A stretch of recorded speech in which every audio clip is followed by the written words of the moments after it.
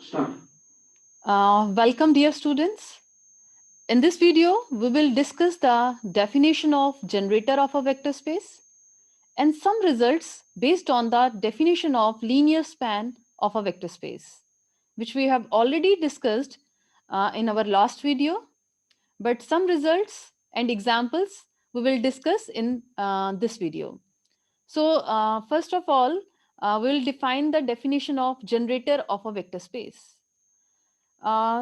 Vector space है suppose V over a field F, उसका generator जो है उसी का एक नॉन एम्प्टी सबसेट रहता है, से S is a non empty subset of a vector space, but वो सबसेट जो नॉन एम्प्टी था वो स्पेस का जनरेटर कब बनता है?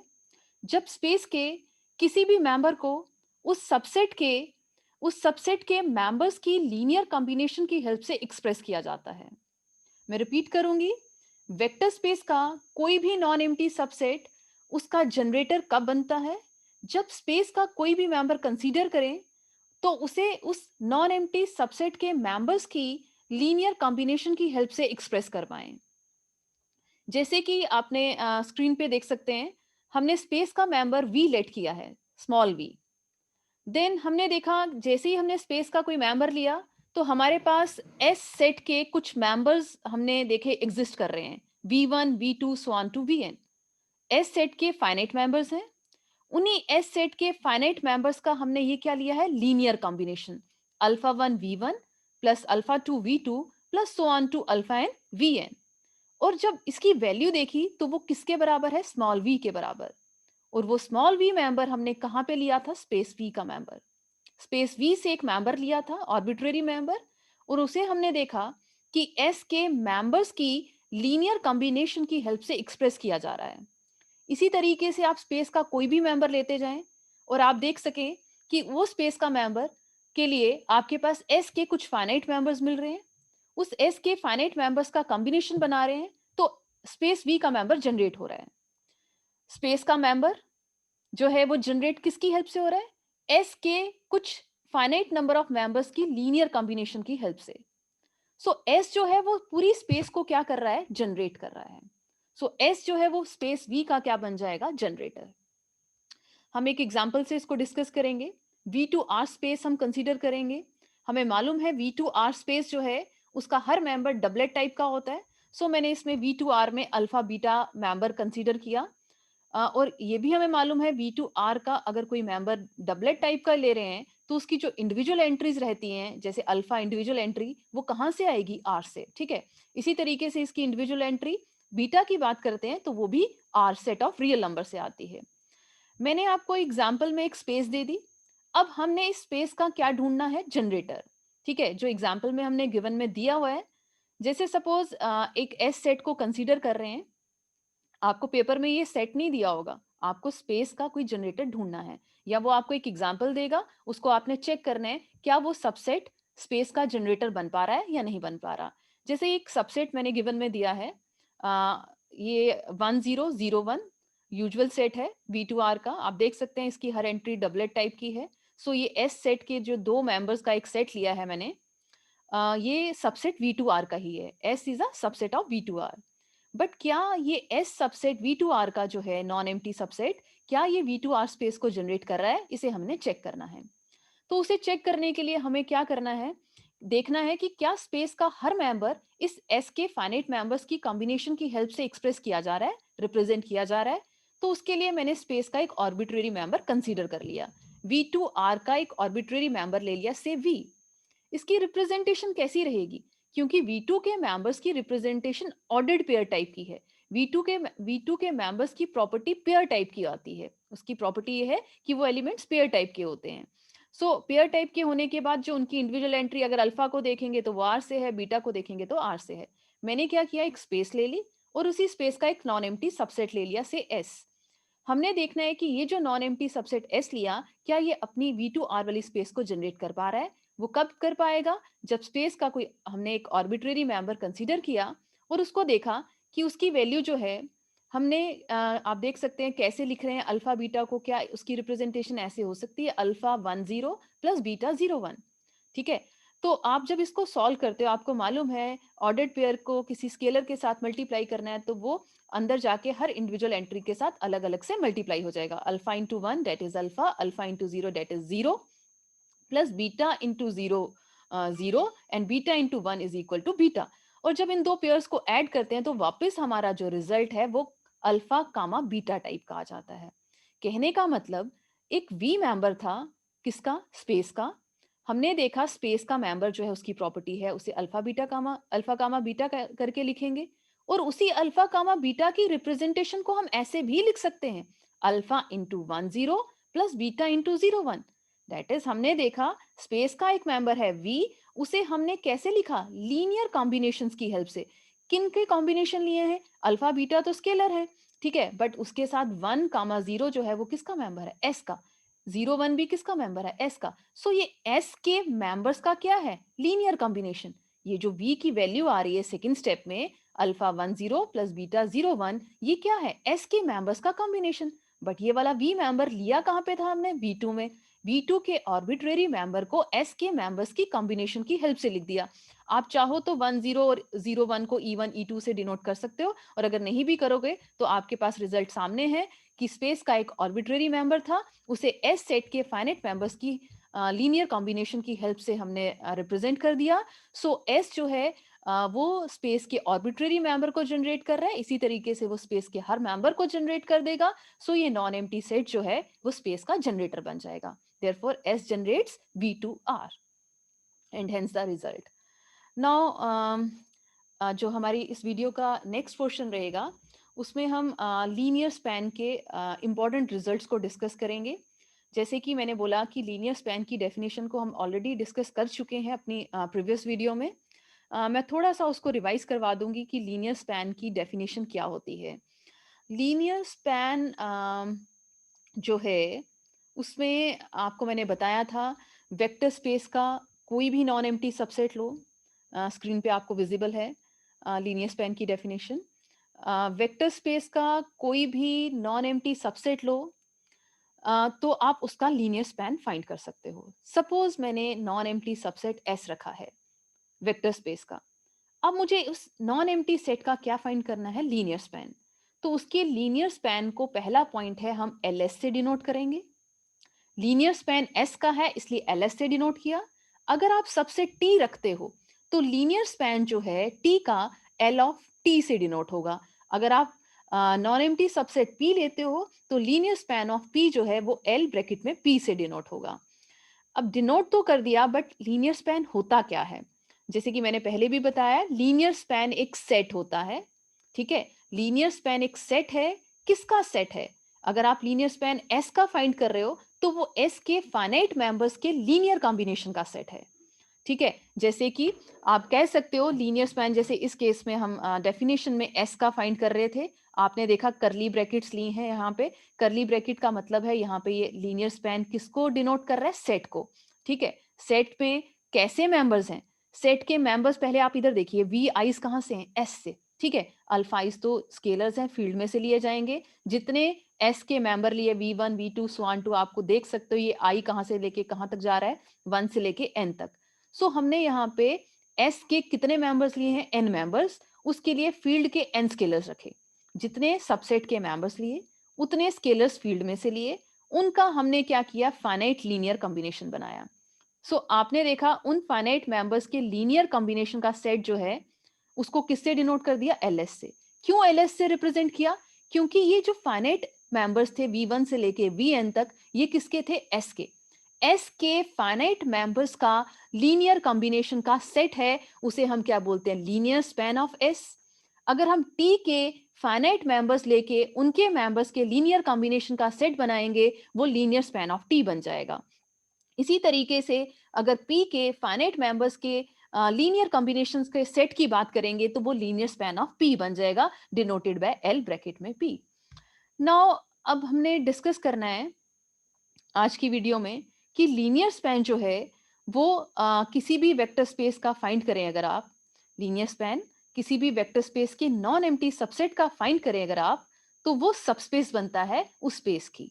जैसे कि थ्योरम 6 में हमने डिस्कस किया है, linear span ls of any subset S of a vector space V bracket में F is the subspace of V।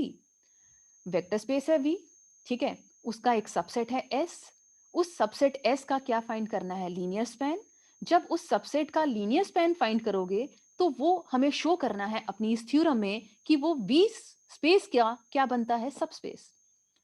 मैं फिर से रिपीट करूंगी, आपके पास एक V स्पेस है, ठीक है, उस स्पेस का कोई सबसेट है S, देन उस सबसेट का आपको क्या करना है? उस सबसेट के फाइनाइट मेंबर्स के लीनियर कॉम्बिनेशन का सेट बनाना है, that is linear span of S लेना है। जब लीनियर स्पैन ऑफ S लोगे तो हमें बताना है कि वो सबस्पेस बनेगी, LS सबस्पेस बनेगी किसकी? V वाली स्पेस की। V स्पेस है, उसका उसके अंदर कोई सबसेट ले लेते हो, T P S कुछ भी सबसेट ले लेते हो, उसी सबसेट का लीनियर स्पैन बनाते हो, तो वो पूरी वेक्टर स्पेस का क्या बनता है? सबस्पेस। क्लियर? अभी हम इस थ्योरम में इसको शो करेंगे, देन हम ध्यान में रखेंगे कि जब भी किसी स्पेस के किसी नॉन एम्प्टी सबसेट का हम किसी भी नॉन एम्प्टी सबसेट का लीनियर स्पैन फाइंड करते हैं तो वो सबस्पेस बन जाती है गिवन स्पेस की।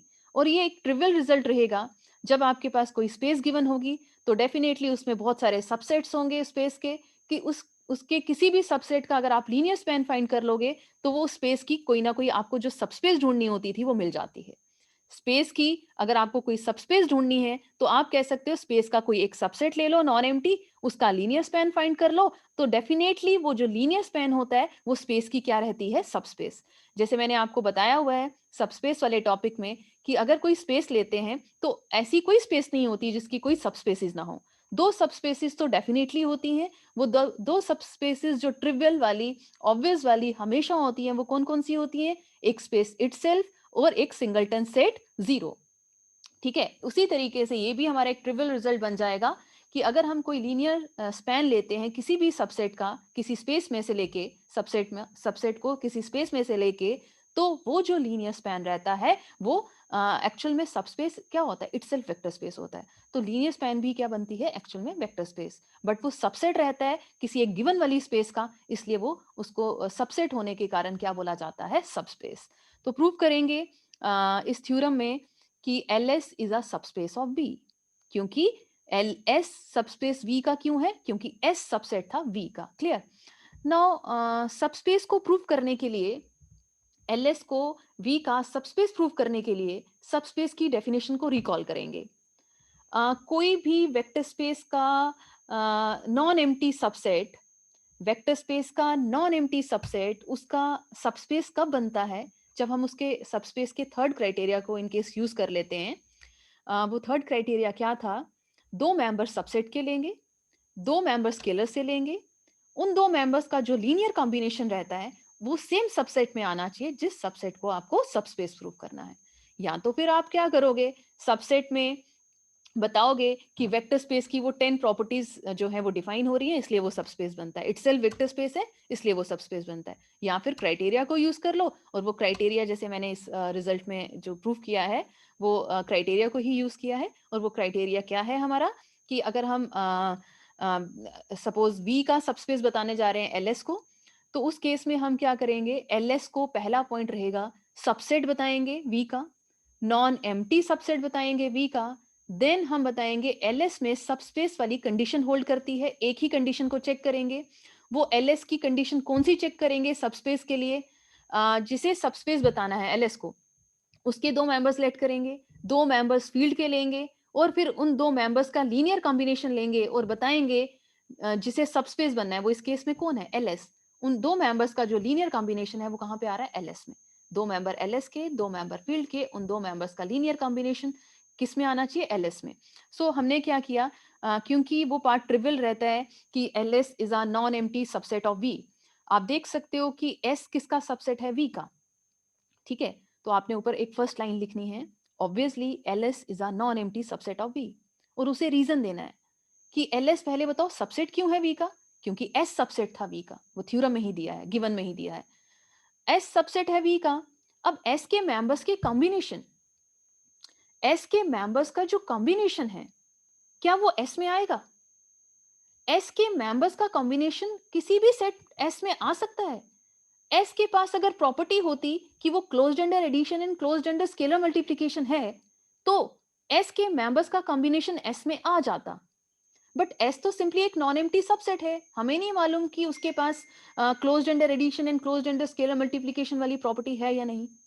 बट हमें ये मालूम है वी वेक्टर स्पेस है, वी के पास क्लोजर प्रॉपर्टी अंडर एडिशन भी है और स्केलर मल्टीप्लिकेशन भी है। एस सबसेट था वी का, एस के मेंबर्स के जो कॉम्बिनेशन है एस में भी आ सकते थे, वी में तो आएंगे ही आएंगे, क्योंकि एस का हर मेंबर वी में है, और अगर एस का हर मेंबर वी में है तो एस के हर मेंबर का कॉम्बिनेशन डेफिनेटली वी में जाएगा। क्यों? क्योंकि V is closed under addition and scalar multiplication.